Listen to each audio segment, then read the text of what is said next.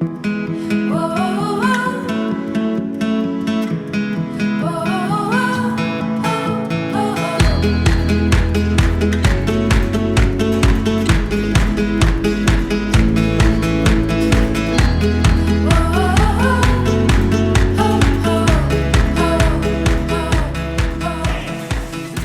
လုံးပဲမင်္ဂလာပါခင်ဗျာကျွန်တော်တို့ဒီနေ့တော့ဒီ basic Excel lesson ပေါ့နော်ကျွန်တော် Microsoft Office ကနေ Excel ကိုသင်လာတာအခု lesson 18မှာကျွန်တော်ပြီးသွားပြီပေါ့နော်အဲ့တော့ basic ကိုလည်းတော်တော်လေးနားလည်ပြီလို့ကျွန်တော်ယူဆပါတယ်အဲ့တော့ကျွန်တော်ကဒီနေ့တော့ bonus lesson အနေနဲ့သင်ပေးချင်တာကကျွန်တော်တို့က Excel ဆိုလို့ရှိရင်တော့ကျွန်တော်တို့ကဒီမိမိရဲ့ laptop သို့မဟုတ် desktop ပေါ်မှာExcel version တစ်ခုခုကိုကျွန်တော်တို့ install လုပ်ထားဖို့လိုတာပေါ့လေဥပမာကျွန်တော်တို့အခုဆိုရင်2022တောင်ထွက်နေပြီပေါ့နော်အခုကျွန်တော်တို့သုံးတာတော့များသောအားဖြင့်တော့2016 2019 2023ပေါ့နော်အဲ့လောက်မှပဲကျွန်တော်တို့ Excel ကလည်းသုံးလို့ကောင်းတယ်တကယ်လို့များပေါ့နော်ကျွန်တော်တို့ကမတော်တဆကျွန်တော်တို့ကွန်ပျူတာမှာဒီ Excel file မရှိတော့တာမျိုးပဲဖြစ်ဒီ Excel software ကအလုံးမလုပ်တော့တာပဲဖြစ်တခုခုပေါ့နော်အရေးပေါ်သုံးဖို့လိုအပ်ပြီဆိုလို့ရှိရင်ကျွန်တော်တို့အနေနဲ့ဒီ Excel နဲ့ version တူတဲ့ Google Spreadsheet ပေါ့နော် Google Sheet ကိုကျွန်တော်တို့သုံးလို့ရတယ်သူကကြတော့ကျွန်တော်တို့ internet ရှိရမယ်ပြီးတော့မိမိမှာ Gmail account တစ်ခုရှိရမယ်ပေါ့နော်အဲ့တော့ပြီးရင် Chrome browser နဲ့သုံးရမယ်ပေါ့အဲ့တော့မိမိက Chrome browser တွေကိုဝင်မယ်ပြီးကိုယ့်ရဲ့ Gmail ကိုဝင်ထားလိုက်မယ်ဆိုလို့ရှိရင်Chrome ကိုစဖွင့်တာဒီလိုမျိုးဒီတောက်မှာ Gmail image ဆိုပြီးတော့ဒီလိုမျိုး application တွေပါတဲ့ဒီ box လေးတစ်ခုဒီဘက်တောက်မှာပေါ်နေလိမ့်မယ်ဆိုလို့ရှိရင်အဲ့ဒီကနေကျွန်တော်တို့ကဒီ Excel နဲ့ version တူတဲ့ Google Spreadsheet ကိုအသုံးပြုလို့ရတယ်အဲ့တော့လောက်ဆောင်ပုံညင်းတွေကတော့အတူတူပဲပေါ့နော်ဒါပေမဲ့ဒီအသုံးပြုရ ribbon တွေ button တွေကတော့နည်းလေးကွာနေတာပေါ့နော်ဒါကိုကျွန်တော်ကနားလည်အောင်ဒီ bonus lesson အနေနဲ့ကျွန်တော်ရှင်းပြမှာဖြစ်ပါတယ်အဲ့တော့ဒီနေ့ lesson ကတော့ကျွန်တော်တို့ဘယ်လိုမျိုးဒီ spreadsheet တစ်ခုကိုဖွင့်မလဲနာမည်ပေးမလဲပေါ့နော်ပြီးသွားရင်ဘယ်လိုစပြီးတော့အသုံးပြုမလဲပေါ့ဒါကိုကျွန်တော်အနေနဲ့ရှင်းပြမှာဖြစ်ပါတယ်အဲ့တော့အရင်ဆုံးကျွန်တော်တို့ဒီမိမိရဲ့ Google Chrome ကိုဖွင့်ပြီးသွားပြီးဆိုလို့ရှိရင်ကျွန်တော်တို့ဒီ spreadsheet ကိုစပြီးတော့ဖွင့်ဖို့ရန်အတွက်နည်းလမ်းနှစ်ခုရှိပါတယ်အဲ့ဒါတော့ကျွန်တော်တို့ Google Drive ကနေစပြီးတော့တွားတဲ့နည်းလမ်းပေါ့နော်အဲ့တော့အားလုံးလည်းသိမယ် Google Drive ဆိုတာကျွန်တော်တို့ online ပေါ်မှာfree သိမ်းလို့ရတဲ့ storage တစ်ခုဖြစ်တယ်သူ့မှာကျွန်တော်တို့ Gmail account ဖွင့်တာနဲ့ 15GB ပေါ့နော်15GB အလကားပေးထားတယ်အဲ့ 15GB ထဲမှာကျွန်တော်တို့ရုပ်ရှင်တွေဓာတ်ပုံတွေအခုနောက်လိုမျိုး Google Sheet လိုဟာမျိုးတွေတင်ထားလို့ရတာပေါ့နော်အဲ့တော့ကျွန်တော်တို့က Google Spreadsheet တစ်ခုကိုကျွန်တော်စပြီးတော့ဖွင့်ကြည့်ရအောင်အဲ့တော့အရင်ဆုံးကျွန်တော်ဒီတောက်မှာရှိတဲ့ဒီ Google App ဆိုတဲ့နေရာလေးတစ်ချက်နှိပ်မယ်ပြီးတော့ကျွန်တော် Google Drive ဆိုတော့တစ်ချက်နှိပ်လိုက်ပါမယ်Okay ဒါဆိုလို့ရှိရင်မိမိတို့ရဲ့ Google Drive page ထဲကိုရောက်သွားပြီပေါ့နော် Google Drive ထဲရောက်သွားတဲ့အခါမှာကျွန်တော်တို့တင်ထားတဲ့ file တွေအများကြီးရှိတယ်ပေါ့နော်အဲ့တော့ဒီမှာတော့ storage ကိုလာပြီးပြရတယ်ကျွန်တော်တို့ရတဲ့ 15GB ကဘယ်လောက်သုံးထားတယ်ဆိုတာကိုပြရတယ်ပေါ့နော် Okay ဟုတ်ပြီအဲ့တော့ကျွန်တော်တို့အခုစပြီးတော့လုပ်ချင်တာကကျွန်တော်တို့ကမိမိရဲ့ Google Drive ထဲကနေပြီးတော့ဒီ Excel နဲ့တူညီတဲ့ spreadsheet တစ်ခုကိုဖန်တီးမှာဖြစ်တယ်အဲ့တော့အရင်ဆုံးကျွန်တော် new ဆိုတဲ့ဟာကိုတစ်ချက်နှိပ်မယ်အဲ့ဒီမှာကျွန်တော်တို့ဒီလို box လေးတစ်ခုကြာလာမယ် Google Docs เนาะ Google Document ပေါ့เนาะပြီးတော့ Google Sheets ဆိုတာ Excel ကိုပြောတာ Google Slides ဆိုတော့ကျွန်တော် PowerPoint ကိုပြောတာ Google Form ဆိုတာက Google ကနေလုပ်ပေးထားတဲ့ကျွန်တော်တို့ survey form လိုဟာမျိုးဖြစ်တယ်ဆိုတော့ဒီမှာတော့ကျွန်တော်တို့အခုပြမှာတော့ Google Sheet ပေါ့เนาะအဲ့တော့ Google Sheet ကျွန်တော် click တစ်ချက်နှိပ်ပါမယ်ဆိုလို့ရှိရင်ဒီလိုဇယားကွက်တွေပါတဲ့ကျွန်တော်တို့ page တစ်ခုတည်းကိုအခုလိုမျိုးနောက်တဲ့ tab တစ်ခုပွင့်ပြီးတော့ရောက်သွားမှာဖြစ်ပါတယ်ဆိုလိုတာကကျွန်တော်တို့ဒီ Excel လိုမျိုးပဲ Google Spreadsheet ကလည်းသူ့မှာအဲ့လိုမျိုးဇယားကွက်ကလေးနေပေါ့နော်ကျွန်တော် Excel နဲ့အကုန်တူပါတယ်ပြီးသွားပြီဆိုလို့ရှိရင်ကျွန်တော်တို့က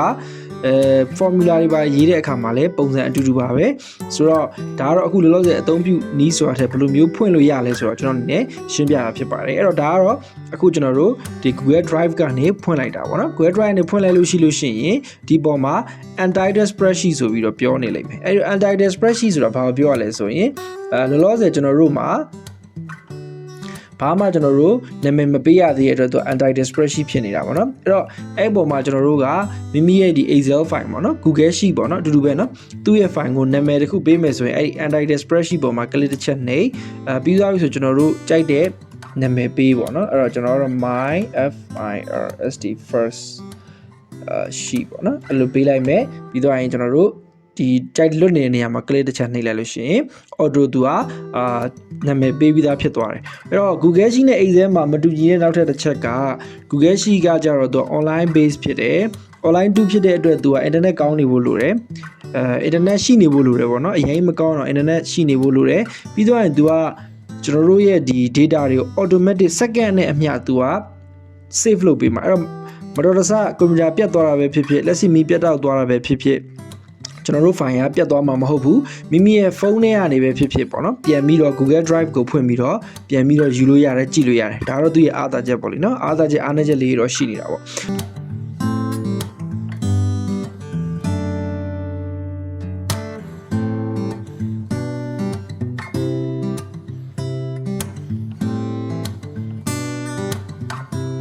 ဆိုတော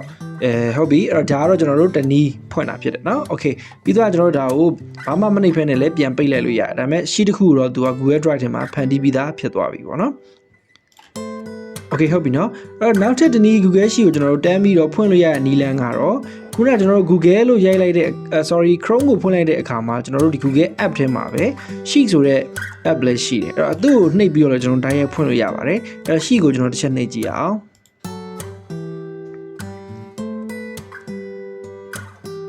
โอเคဒါဆိုလို့ရှိရင် Google Sheet ရဲ့ကျွန်တော်တို့ backstage view ပေါ်ကိုရောက်သွားမယ်ပေါ့နော်ဆိုတော့အဲ့မှာသူက blank ပါတယ်ဘေးနားမှာကျွန်တော်တို့ဒီ Excel လိုပဲသူရဲ့ template တွေလည်းပါသေးတယ်ပေါ့နော်ဆိုတော့အဲ့ဒီကနေလည်းကျွန်တော်ဒီ blank ဆိုတဲ့နေရာကိုရွေးပြီးတော့လေ Google Sheet ကိုစတင်ပြီးတော့အသစ်ဖန်တီးလို့ရပါတယ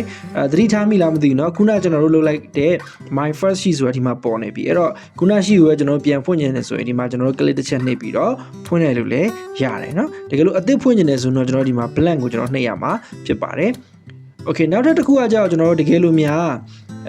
auto သူ့မှာပါပြီးတဲ့ template တွေနဲ့ဖွင့်ချင်တယ်ဆိုရင်ခုန drive ထဲမှာ new ကိုနှိပ်မယ်ပြီးတော့ဒီ Google Sheet ရဲ့ဘေးနားဒီမြားလေးကိုကျွန်တော်တစ်ချက်နှိပ်မယ်ပေါ့နော်အဲ့မှာဆိုရင်ဒီလိုမျိုး blank spreadsheet နဲ့front end template ဆိုတာနှစ်ခုပေါ်နေလိမ့်မယ်နော်အဲ့တော့အဲ့ front end template ကိုကျွန်တော်တို့တစ်ချက်ရွေးပေးလိုက်ရင်ကျွန်တော်တို့ကသူ့ရဲ့ဒီပေါ့နော် automatic လုပ်ပေးထားတဲ့ Google ရဲ့template တွေပေါ်လာလိမ့်မယ်เนาะအဲဆိုရင်ဒီမှာကြည့်လိုက်ရှင် to-do list ရှိရယ် annual budget monthly budget Google Finance စသဖြင့်အများကြီးရှိနေတာပေါ့เนาะအဲ့တော့ကျွန်တော်တို့ကဒီထဲမှာကိုအဆင်ပြေမဲ့တစ်ခုကိုကျွန်တော်ရွေးပြီးတော့click နှိပ်လိုက်ပြီးဆိုလို့ရှိရင်လည်းပဲသူကကျွန်တော်တို့ဒီသူ့ရဲ့ automatic လုပ်ထားပြီးသားGoogle Sheet တစ်ခုကျွန်တော်ရလာတာပေါ့เนาะအဲ့ပုံမှာကျွန်တော် reference ယူပြီးတော့ဆက်ပြီးတော့လုပ်သွားရုံပဲဒါဆိုလို့ရှိရင်လည်းကျွန်တော်တို့ကအသုံးပြုရတာပို့ပြီးတော့လွယ်ကူသွားမှာဖြစ်ပါတယ်โอเคဒါကတော့ကျွန်တော်တို့ဖွင့်တဲ့နည်းလမ်းနှစ်လမ်းကိုကျွန်တော်အနေနဲ့ပြောပြခဲ့တာဖြစ်ပါတယ်အဲ့တော့နောက်ထပ်တစ်ခုကကြတော့ကျွန်တော်တို့ရှိပြီးသား file တွေကိုဘယ်လိုရှာမလဲပေါ့အဲ့တော့ကျွန်တော်ခုနပြောခဲ့သလိုပဲသူက online base ဖြစ်တဲ့အတွက်ဒီ Google Sheet ပဲဖြစ်ဖြစ် file ပဲဖြစ်ဖြစ် document ပဲဖြစ်ဖြစ်ပေါ့နော် slide ပဲဖြစ်သူကဘယ်ထဲမှာသိမ်းမှာလဲဆိုရင်ဒီ Google Drive ထဲမှာပဲသိမ်းမှာဖြစ်တယ်အဲ့တော့ကျွန်တော်တို့ကသူ့ file ကိုပြန်သွားကြည့်ချင်တယ်ဆိုရင်ကျွန်တော်တို့ကနည်းလမ်းနှစ်လမ်းရှိတယ်ခုနလိုပဲ Google Drive ထဲကိုသွားမယ်သွားပြီးလို့ရှိရင်ကျွန်တော်တို့ကဒီ search and drive ဆိုတဲ့အထက်မှာကျွန်တော်တို့စာပြီးရိုက်ပြီးတော့လည်းမှတ်မိရဆိုရိုက်ပြီးတော့ရှာလို့ရတာပေါ့နော် my first sheet ဆိုတာရိုက်လိုက်လို့ရှိရင်ဒီမှာကျွန်တော် Excel sheet ကိုကျွန်တော်တွေ့ရလိမ့်မယ်ဒါခုနကကျွန်တော်တို့သုံးခဲ့တဲ့ sheet ပေါ့လေနော်ဒါမှမဟုတ်လည်းဒီအောက်မှာလည်းကျွန်တော်တို့သူ့ရဲ့ recent ကိုနှိပ်လိုက်လို့ရှိရင်မကြာမီကကျွန်တော်တို့ save ထားတဲ့ file တွေကိုတွေ့လိမ့်မယ်အဲ့တော့ခုနကတော့ကျွန်တော်တို့လုပ်ခဲ့တဲ့ to-do list နဲ့ my first sheet ဆိုတာရှိတယ် okay အဲ့ဒါကနည်းနည်းရှုပ်တယ်လို့ထင်လို့ရှိရင်ခုနကကျွန်တော်ပြောခဲ့သလိုပဲမလုပ်မလဲဒီ Google app တွေကိုသွားမယ် Sheet ဆိုတဲ့ app ကိုကျွန်တော်ဖွင့်လိုက်မယ်ဆိုလို့ရှိရင်လည်းပဲကျွန်တော်တို့Google Sheet တွေတော့ကြောက်တီးသန့်စုထားတာပေါ့နော်အဲဒီထဲမှာလည်းကျွန်တော်တို့ဒီနေ့မှလုပ်ခဲ့တဲ့ sheet တွေဒါမှမဟုတ်အစောပိုင်းကကျွန်တော်လုပ်ခဲ့တဲ့ sheet တွေကိုကျွန်တော်တို့အားလုံးပဲအခုလိုမျိုးတွေ့ရမှာဖြစ်တယ်ဒါတွေကိုကျွန်တော်တို့ပြန်ပြီးတော့ click နှိပ်ပြီးတော့ပြန်ဖွင့်လိုက်လို့ရတယ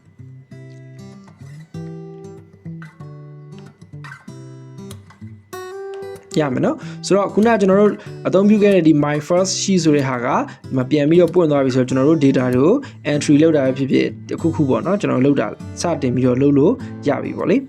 okay အဲ့တော့ကျွန်တော်တို့ကတကယ်လို့ဒီ file ကိုအသုံးပြုနေရင်းနေပေါ့နော် Excel လိုပဲနောက်ထပ် file တစ်ခုထပ်ဖွင့်ချင်တယ်ဆိုလို့ရှိရင်လည်းရပါတယ်အဲ့တော့ကျွန်တော်တို့ဒီမှာ file ဆိုတဲ့နေရာကိုသွားမယ်ဒီနေရာတော့ကျွန်တော် Excel နဲ့တူညီတယ်ဒီ file ဆိုတဲ့ tab ကိုကျွန်တော်တို့နှိပ်မယ်ပြီးသွားပြီဆိုလို့ရှိရင်ကျွန်တော်တို့ open ဆိုတဲ့နေရာကိုနှိပ်မယ်ပေါ့နော်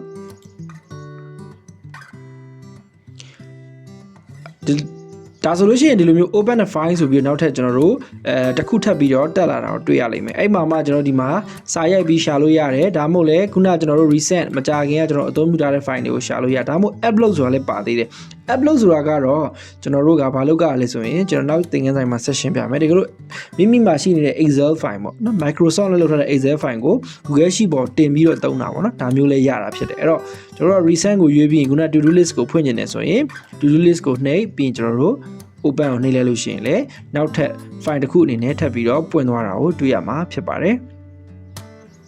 ဆိုရင်ဒါကတော့ Google Sheet ရဲ့ basis ပဲဖြစ်ပါတယ်ဒီလောက်ဆိုလို့ရှိရင်တော့အားလုံးပဲ Google Sheet ကိုစတင်ပြီးတော့ဘယ်လိုမျိုးအသုံးပြုမလဲဖွင့်မလဲဆိုတော့အားလုံးပဲနားလည်မယ်လို့ကျွန်တော်ယူဆပါတယ်ဆိုတော့ကျွန်တော် bonus lesson 2ကိုလည်းဆက်ပြီးတော့ပြပြပါမယ်အားလုံးကိုကျေးဇူးအများကြီးတင်ပါတယ်ခင်ဗျာ